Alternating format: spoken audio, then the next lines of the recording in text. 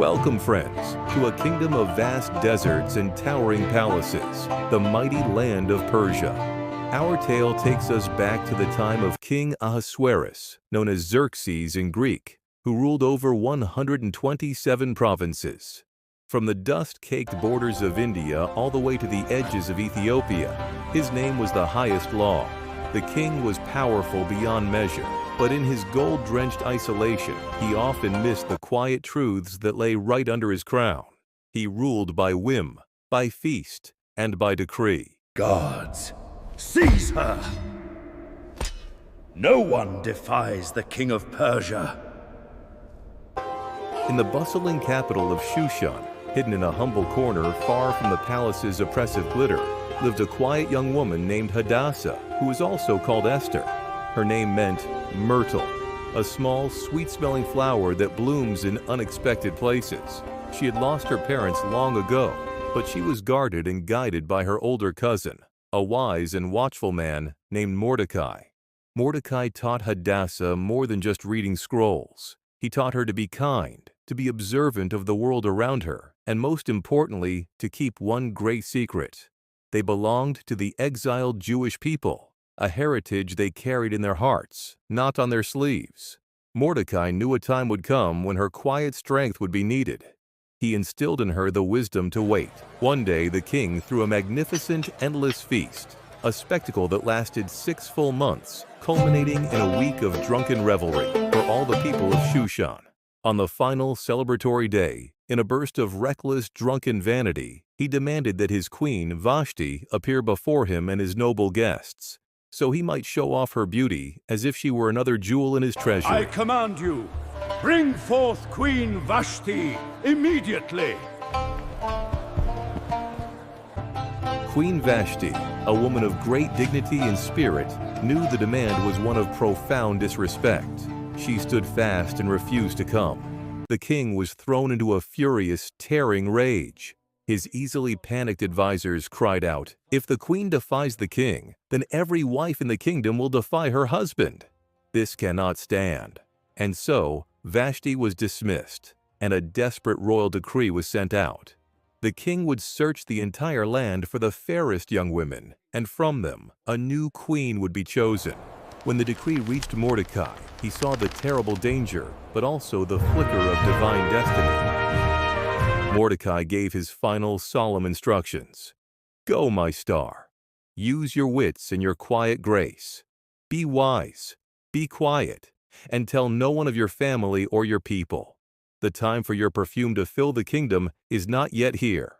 And Esther, holding her secret close, stepped into the palace gates. Esther was taken into the palace, one of hundreds gathered for a year of cleansing and preparation. It was a year of silent lessons, of learning the customs of the Persian court, and being anointed with precious oils and rare spices. This was no quick interview, but a long, slow period where a woman's true character would have time to reveal itself. Esther did not try to stand out with noise or pretense. She remained poised, carrying herself with a quiet grace that spoke volumes. She listened closely to the royal chamberlain, Haggai, and followed his counsel precisely, taking only what he suggested. The other young women were dazzling, but Esther was different. She carried a light in her heart that shone in her eyes. Everyone who met her felt a quiet peace and deep favor towards her. It was as if fate itself had whispered her name to the court. The day finally arrived for Esther to go before the king. She walked down the long hall, choosing simple elegance over dazzling display. She did not wear jewels to impress. She wore her own quiet, truthful strength, knowing this one journey might end in a crown, or the end of her life.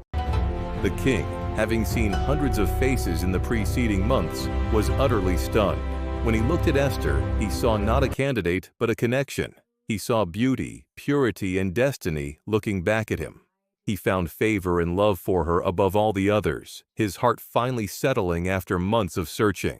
It was a love built not on boisterous excitement, but on quiet admiration. He placed the heavy golden crown upon her head. Hadassah, the humble myrtle flower, was now Esther, the star queen of 127 provinces. Her secret was buried deep beneath a crown. Even after Esther became queen, her cousin Mordecai still sat humbly at the palace gate. He was watchful, a sentinel of his people. And one day, fate put him exactly where he needed to be. Mordecai overheard 2 royal guards plotting to lay a murderous hand upon King Ahasuerus himself. Without hesitation, Mordecai reported the plot through Queen Esther. The plotters were caught, tried, and the entire heroic deed was meticulously written into the royal chronicles. Mordecai received no reward, no gold, no promotion, only the simple notation of his name in the vast book of royal history. He was content. His record was sealed, awaiting its destined moment. Now let us introduce the villain, the poison in the royal court, the serpent in the garden, Haman. He was a man with a bottomless ego, swollen with pride. The king had promoted him above all others and commanded that whenever Haman passed, all must bow. The decree was obeyed by everyone, all but one. Mordecai stood straight. He was an honorable man, a Jew, and he bowed only to his God. Haman, passing in his costly robes, instantly noticed the defiance. His pride was so vast that a single upright man felt like a physical blow. His hatred for Mordecai was instantaneous and total, but it wasn't enough to destroy Mordecai alone. Haman vowed to destroy his entire people, the Jews, throughout the king's empire. Haman went to the king with a treacherous, silver-tongued plan. "My king," he whispered, his voice dripping with false concern, "there is a certain people scattered everywhere. They are foreign. Their laws are different. They disobey your orders. They are dangerous. It is not safe to tolerate them." Trust me, my lord. These people are a danger to the unity of the kingdom. A decree is necessary for your safety. The king, distracted and foolishly trusting, took his royal signet ring, the ring of absolute authority, and carelessly handed it to Haman. "Keep the money," the king said lazily. "Do what you will with this people." A single casual gesture sealed the fate of a nation. The decree was written in haste and in darkness. On a specific day, 10 months away, all the Jewish people, men, women, and children, in all the provinces, were to be utterly destroyed and their property plundered. The lot was cast, and the date was set.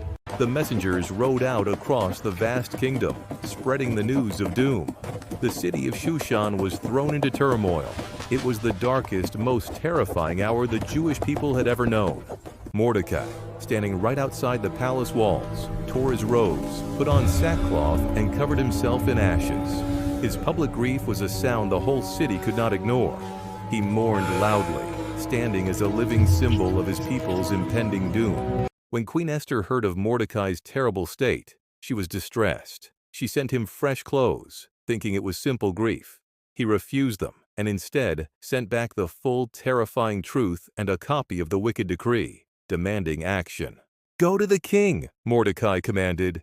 "Plead with him for your life and the lives of your people." Esther was frozen with fear, a commoner's terror beneath a queen's crown. "The law is clear," she sent back. "Anyone who approaches the king uninvited is put to death. He has not called for me in 30 days. I cannot risk my life." Mordecai's reply was the challenge of a lifetime, a message that shook the Star Queen to her core.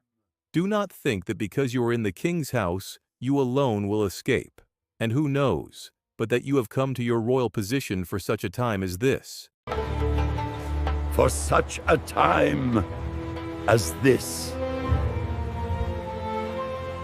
Esther knew then her moment had arrived. Her crown was not a privilege, but a weapon. The small myrtle flower had to bloom or perish trying. Her reply was swift, calm, and final. "Go, gather all the Jews in Shushan and fast for me. I will also fast. Then I will go to the king, though it is against the law. If I perish, I perish." Though I am afraid, I will go to the king. Thank you for watching Bible on Point, Engaging Lives for God. Please share, like, and subscribe. Be a blessing to others.